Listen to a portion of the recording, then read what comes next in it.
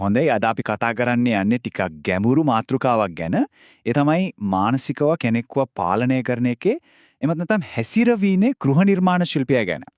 අපි විශේෂයෙන්ම අවධානය යොමු කරනවා ලව් බොම්බින් කියන සංකල්පය සහ ඒකෙම ප්‍රතිඵලයක් විදිහට ඇතිවෙන ට්‍රෝමා බොන්ඩින් කියන තත්වය ගැන.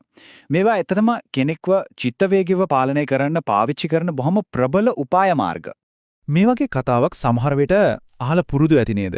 බැලුබැල්මට මේක අතිශය තීව්‍ර ආදරණීය සම්බන්ධයක පටන් ගැනීමක් වගේ පෙනුනට මනෝවිද්‍යාත්මක පැත්තෙන් බැලුවොත් මේක සමහර වෙලාවට හරිම සංකීර්ණ සහ හානිකර දෙයකට ඇතුල් වෙලා දොරටුව වෙන්න පුරුවන්. හරි. අපි බලමු මේකේ පළවෙනි අදියර. හරියට සුරංගනා කතාවක් වගේ පටන් ගන්න මේ අතිශය ආදරණීය ආරම්භය ඇත්තටම සමහර වෙලාවට හිතාමතාම බොහොම සූක්ෂමව ගණනය කරලා කෙනෙක් එක්ක චිත්තවේගීය බැඳීමක් වේගයෙන් හදාගන්න පාවිච්චි කරන උපාය මාර්ගයක් වෙන්නත් පුළුවන්. ඉතින් මොකද්ද මේ ලව් බොම්බින් කියන්නේ හරියටම? සරලවම කිව්වොත් මේකේ ප්‍රධානම අරමුණ තමයි අනිත් කෙනාව සම්පූර්ණයෙන්ම චිත්තවේගීයව Taman මත යැපෙන තත්වයකට පත් කරන එක. මේක නාසිස්ටිකමත් නැත්නම් මැකියවෙලියානු ගති ලක්ෂණ තියෙන අය පාවිච්චි කරන බොහොම සුලභ උපක්‍රමයක්. මෙතනදී තේරුම් ගන්න ඕනම දෙයක් තමයි මේ සංකල්ප දෙකේ වෙනස. මේ දෙක එකක් නෙවෙයි. ලව් බොම්බින් කියන්නේ පාවිච්චි කරන උපක්‍රමය. ඒ කියන්නේ ක්‍රියාවලිය. ට්‍රෝමා බොන්ඩින් කියන්නේ අන්න ඒ උපක්‍රමයේ ප්‍රතිඵලයක් විදියට ඇතිවෙන හානිකර වුණත් කඩන්න හරිම අමාරු ශක්තිමත් චිත්ත වේගය බැඳීම. ඒ කියන්නේ එකක් ක්‍රියාව අනික ප්‍රතිඵලය. හරි දැන් ප්‍රශ්නේ තියෙන්නේ ඇයි මේ දේවල් මෙච්චර ප්‍රබල වෙන්නේ? ඇයි කෙනෙක් මේකට මෙච්චර ලේසියෙන් අහු වෙන්නේ? ඒකට හේතු වෙන මනෝවිද්‍යාත්මක સિદ્ધාන්ත ටිකක් තියෙනවා අපි ඒ ගැන ගැඹුරින් බලමු. ඇමුණුම් න්‍යාය පැත්තෙන් ගත්තොත් විශේෂයෙන්ම අනාරක්ෂිත ඇමුණුම් රටා තියෙන ඒ කියන්නේ අත්තරලා යයි කියන බය තදින්ම තියෙන අය මේ වගේ තීව්‍ර සෙනෙහසකට හරිම ලේසියෙන් ගොදුරු වෙන්න ඉඩ තියෙනවා. ඒ වගේම තමයි අනිත් સિદ્ધාන්තය. ඒ කියන්නේ එක දිගට ආදරය නොදී ආදරය දෙන එකයි නොසලකා හරින එකයි මාරුවෙන් මාරුවට කරනකොට ඒක හරියට ඇබ්බැහියක් වගේ ප්‍රබල දෙයක් ඇති කරනවා. මේක හරියටම කැසිනෝ එකක තියෙන ස්ලොට් මැෂිනම් වගේ. කවදාද දිනන්නේ කියලා හරියටම දන්නේ නැහැ. ඒ නිසාම දිගින් දිගටම සෙල්ලම් කරනවා. සම්බන්ධයකදීත් එහෙමයි. ආදරය ලැබෙන වෙලාව අනපේක්ෂිත නිසා ඒක ලැබෙනකල් බලන් ඉන්න මොලේ ඇබ්බැහි වෙනවා. මේ චිත්තවේගීය දෝලනය තමයි කෙනෙක්ව ඒ සම්බන්ධය ඇතුළෙම හිර කරලා තියාගන්නේ. දැන් අපි බලමු මේ වෙලාවට අපේ මොලේ ඇතුලේ මොකද වෙන්නේ කියලා.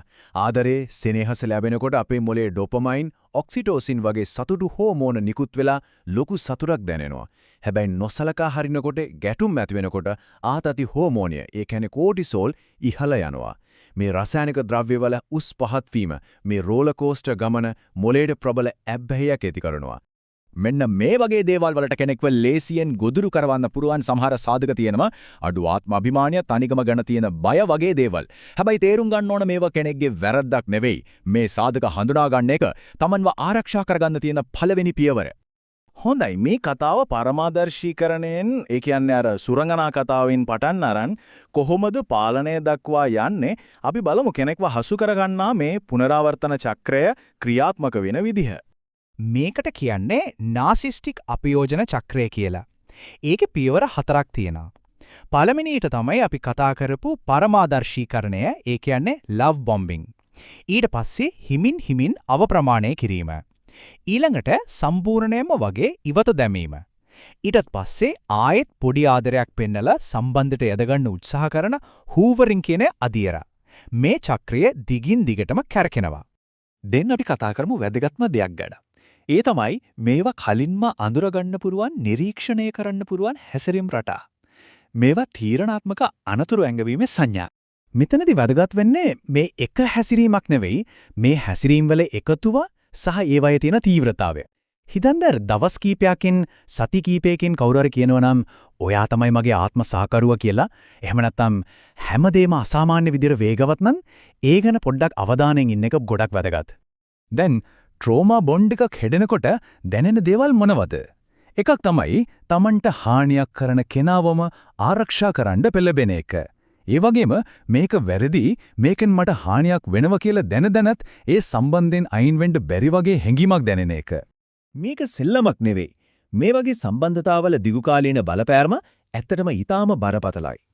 සංකීර්ණ පශ්චාත් කම්පන ආතති ආබාධය නැත්නම් CPTSD එවගේම කාංසාව මානසික අවපීඩනය වගේ සායනික වශයෙන් හඳුනා ගන්න තත්ත්වයන්ට පත්වෙන්න තියෙන අවදානම ගොඩක් වැඩි.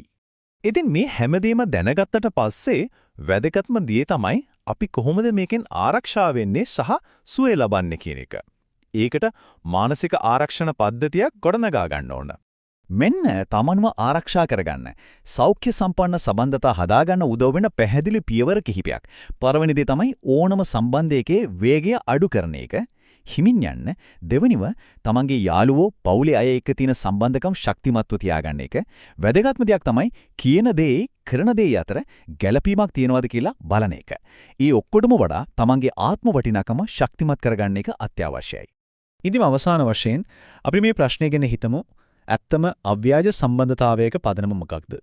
ඒක හිතාමතා හදන තීව්‍රතාවයද? නෑ. සැබෑ සම්බන්ධයක පදනම වෙන්නේ වේගයවත් තීව්‍රතාවයත් නෙවෙයි. ඒකේ කාලයත් එක්ක අන්‍යෝන්‍ය ගෞරවය සහ විශ්වාසය මත හිමින් ගොඩනගෙන ස්ථාවරත්වය.